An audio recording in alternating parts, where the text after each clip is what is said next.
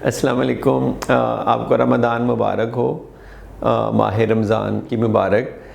हर साल मैं एक वीडियो अपलोड करता हूँ। मेरी पिछली वीडियोस भी आप देख सकते हैं, क्योंकि लोगों के बहुत सारे क्वेश्चन हैं। कुछ लोगों को शुगर है, कुछ को ब्लड प्रेशर है, कुछ को किडनी का मसला है कि वो रोज़े रखें कि ना रखें। तो मैं हर साल जब भी वीडियो बनाता हूँ उसको ज़्यादा सिंपलीफाई, ज़्यादा आसान करता जाता हूँ ताकि लोगों को समझने में मुश्किल ना हो। पेशेंट मेरे पास आते हैं किडनी डिजीज़ के, ज़्यादा उनका ये क्वेश्चन होता है। कुछ को मैं कहता हूँ रख लें, कुछ को मैं कहता हूँ ना रखें। इसी तरह शुगर के मरीज़ है, कुछ को हम अलाउ करते हैं, कुछ को हम नहीं अलाउ करते। ब्लड प्रेशर के मरीज़ हैं, किडनी ट्रांसप्लांट के मरीज़ हैं, दिल के मरीज़ हैं। तो इसमें मैं बता देता हूँ कौन कौन से लोग रख सकते हैं। ज़्यादा मैं बात करूँगा गुर्दों के हवाले से, शुगर और ब्लड प्रेशर के हवाले से और किडनी ट्रांसप्लांट के हवाले से।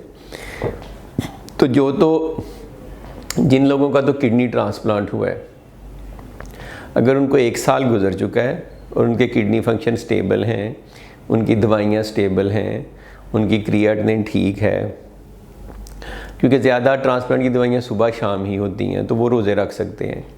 अपने नेफ्रोलॉजिस्ट से, ट्रांसप्लांट सर्जन से मशवरा कर लें, पूछ लें।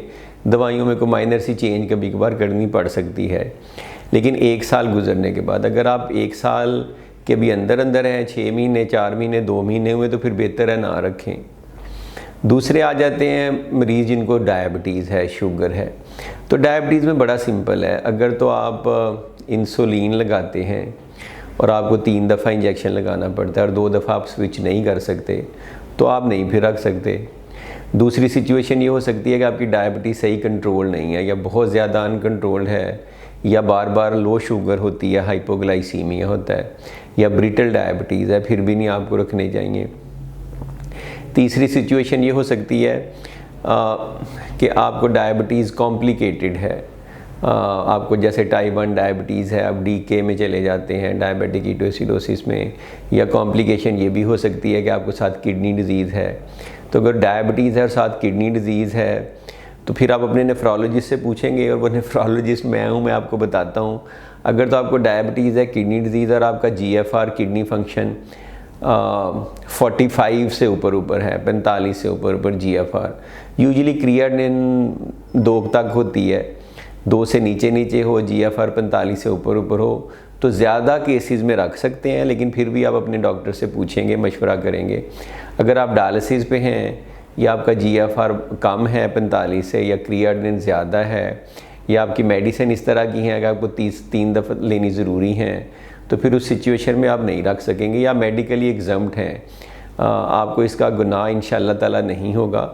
आप इसका कफ़ारा अदा कर सकते हैं, किसी और से रखवा सकते हैं। दूसरी सिचुएशन ये हो सकती है कि जैसे हाई ब्लड प्रेशर के पेशेंट हैं, अगर तो वो सुबह शाम मेडिसिन लेते हैं, वो रोज़े रखते हैं, तो उनको फ़ायदा होगा। अगर उनको किडनी डिजीज़ नहीं है, डायबिटीज़ नहीं है, क्योंकि मेडिसिन तो सुबह शाम ही ज़्यादा है, और वक्ती तौर पे अगर दोपहर को लेते भी हैं तो उसको स्विच किया जा सकता है इस तरह से, तो वो भी रख सकते हैं।